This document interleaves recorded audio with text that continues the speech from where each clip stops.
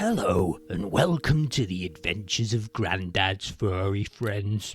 In this episode, Boo Boo will tell us all about his latest dreamy story, and it's called Boo Boo's First Day Driving a Bus. Oh dear, Boo Boo, I remember what happened in your first story, when you had a go at driving the space rocket. This story should be interesting. Say hi to the kids, Boo Boo, and then tell us what happened. Hi, everyone. Well, Grandad, I was having a snooze in the afternoon sun on your favourite garden chair, and I dreamt I was about to start the engine of a big yellow bus. I was on my first day working as a bus driver. Boo Boo, how can a cat drive a bus? Your legs are not long enough to reach the foot pedals. Anything can happen in a dream, Grandad. Yes, very true, Boo Boo. So where did you go in your bus? My first job was to drive around the countryside past all the bus stops and pick up anyone wanting a ride to town. I collected my first scratch on my new bus as I drove out of the bus depot. I turned the steering wheel a bit early and scraped the side of the bus on the gatepost. Oh dear, Boo Boo, that's not a good start on your first day. It was only a little scratch, Grandad. The scratch was not the whole way along the side of the bus, just halfway along it. Oh, and I cracked the indicator too. Oh, blimey! You smashed the indicator? It was only a little crack, Grandad. It still worked. Well, I think it did. So, Boo Boo, you drove your new bus out of the depot without too much damage. At least it was still running. It's not funny, Grandad. As I drove away from the depot, I looked in the mirror, and my boss, Bradley the bus inspector, was waving at me. Oh, that was nice of him on your first day. Yes, he was waving his fist, which I thought was a bit odd. Well, you had just scratched the side of his new bus on a gatepost, eh? Anyway, I headed to the countryside and cruised along looking for my first passenger. As I was driving along the edge of the woods, I saw Mrs. Flapjack standing in front of her car, which was parked on the grass verge, and she was flapping her arms around, waving at me to stop. It looked like her car had broken down. Ooh, could be your first passenger, eh, Boo Boo? That's what I thought, Grandad. I pulled the bus over to the side. I got out, and Mrs. Flapjack said, "Hello, Boo Boo. I'm glad to see you. I've got a puncture, and I have not got a spare tyre. I've been here for over an hour waiting for somebody to come along." "Don't worry, Mrs. Flapjacks," I replied. "I'm heading to town. Take a seat on my bus, and I will drop you off at Breakdown Barry's garage." "Thank you very much," Mrs. Flapjack said. Then she got on board and became my very first passenger. Hey, off and running now? Yes, Grandad. Mrs. Flapjacks took her seat. She put her seatbelt on, and just as I fired up the engine of the bus, Betty the badger appeared from out of the woods. She said, "Hiya, Boo Boo. Are you heading to town?" "Yes," I replied. "Jump on the bus if you'd like a ride." "Thanks, Boo Boo," Betty said, and took a seat next to Mrs. Flapjacks.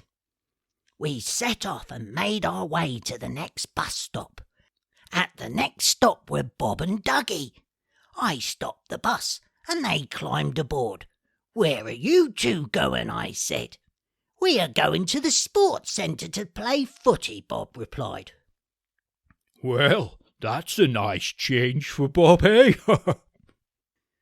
I told them to take a seat, and then we headed for the next bus stop. Waiting at the next stop was Dave the Squirrel. Hi, Dave. I better know where you want to ride to, I said. Yes, I bet I know too. Gracie's Cafe to get a strawberry ice cream. Dave said, I bet you don't.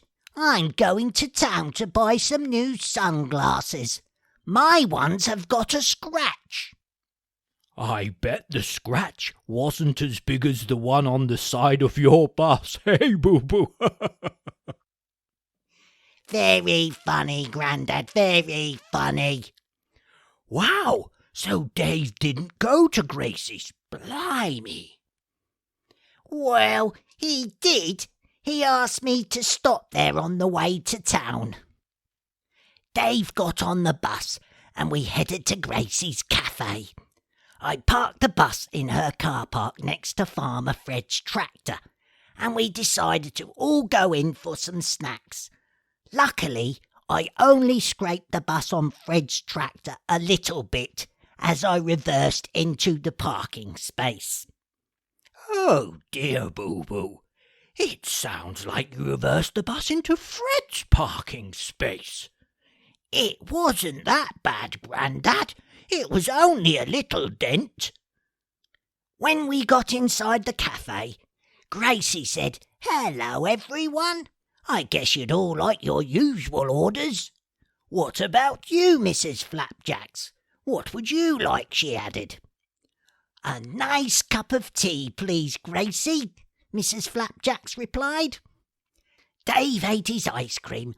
Bob, Dougie, Betty and I enjoyed our shaken treats, and Mrs. Flapjacks drank her tea. Then we all got back on the bus. I started the engine and tried to move the bus forward, but it wouldn't move. The back wheels were spinning in the mud. We were stuck. Oh no, Boo-Boo. Did you get the bus out of the mud? Bob suggested everybody get off the bus and go round the back of the bus and try to push it out of the mud while I spin the wheels. They all pushed, and then Bob shouted, Go on, Boo-Boo! Spin those wheels fast! I pressed my foot down on the gas pedal, but still the bus didn't move forward. Then I heard them all moaning and groaning at the back of the bus. I jumped out of the bus and walked round to the back. Oh dear, I thought to myself. What did you see, Boo-Boo? They were all covered in mud because of the wheels spin. They were not happy. Oh dear, Boo-Boo. Bob was absolutely caked in it. He looked like a brown Labrador. And poor old Mrs. Flapjacks, her glasses were covered in mud. She couldn't see a thing. Gracie came outside with some towels and helped wipe the mud off everyone. Farmer Fred then came out too and said, Leave this to me, Boo-Boo. I will pull you out of the mud with my tractor. He hooked a chain up between his tractor and my bus and then pulled it out of the mud. Good old Fred, eh, Boo-Boo? Yes, he got me out of a muddle there, Grandad. I thanked Fred and Gracie. Everyone got back on the bus and we headed to town. I dropped Bob and Dougie off at the sports centre. I dropped Mrs. Flapjacks off at Breakdown Barry's.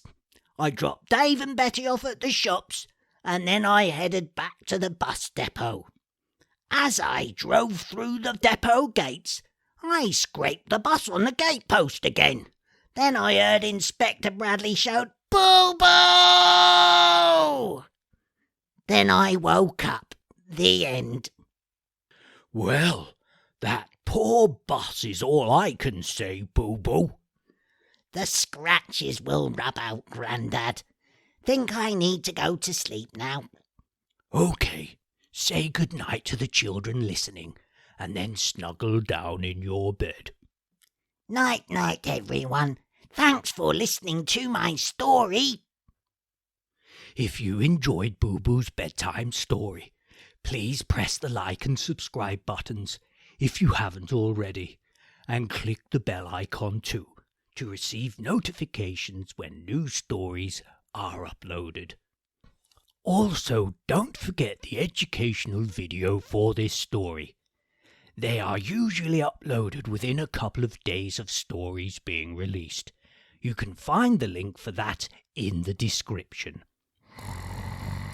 Oh, I think Boo Boo has fallen asleep.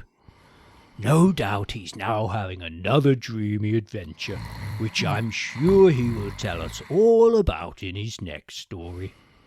Thank you for listening, and I hope you will join us again soon with another bedtime story told by one of my furry friends.